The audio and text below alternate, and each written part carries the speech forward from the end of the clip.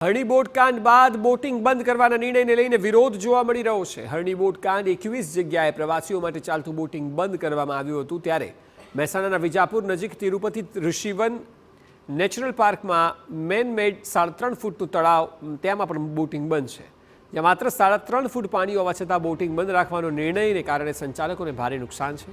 સંચાલકોએ સરકારની નવી SOP મુજબ તમામ તૈયારી કરી છતાં પરમિશન નથી મળતી તેવો આરોપ છે। આ બોટિંગમાં સાથે સંકળાયેલો અનેક લોકોનો રોજગાર પણ બંધ થઈ ગયો હોવાથી ઝડપથી નિર્ણય લે તો સારું તેવી માંગ છે।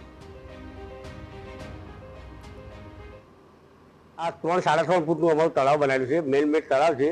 આમાં કોઈ બૂટ ઊંધી પડે તો પણ કોઈ ડૂબે એમ નથી। નાના બાળકોને ધ્યાનમાં રાખીને જ અમારા સાહેબે આ તળાવ બનાવેલું છે, પણ હજી સરકારમાં અમારે બધાના રોજીરોટી જતી રહેલી છે। ગુજરાતમાં 21 સ્થળ ઉપરથી ઓછામાં ઓછા 1500 માણસોની રોજીરોટી જતી રહી।